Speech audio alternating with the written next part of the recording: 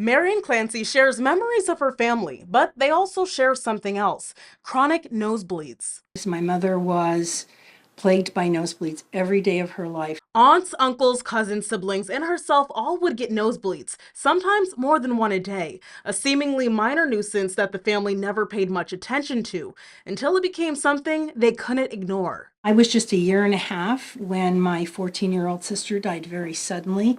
Then at 12 years old, her mom had a stroke. I came home from school, happy-go-lucky. I come in the door and she can't speak. 10 years later, her mother died of a heart attack, which tied back to hereditary hemorrhagic telangiectasia. Generally, when you find one person, you find an entire family. It was a relief to get diagnosed and to get treated, to know that I won't meet this, hopefully, the same fate that my mother did as well. HHT is a genetic blood vessel disorder that causes bleeding in multiple organs of the body, which can be catastrophic and cause immediate death through stroke and hemorrhage.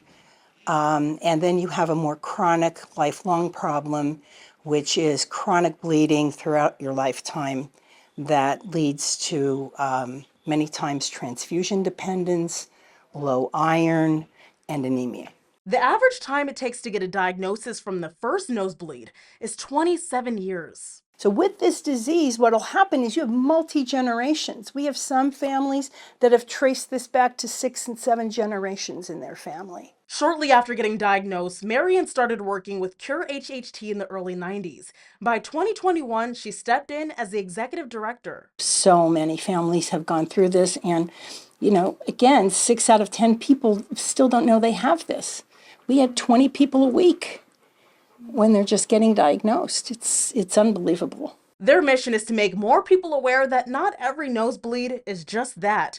And while there's no cure, there are treatments that can help. My daughter, Allie, and her husband, Ben, my son, Drew. Marianne is thankful that her kids don't have HHT, but she continues to raise awareness because just knowing can save a life. I just think that I was destined to do it and that they'd be proud. All right, guys, thanks for watching WMAR2 News on YouTube. If you enjoyed that story, why not hit that circle and subscribe? We post stories directly from our newscast right here every single day, and you can watch anytime you want.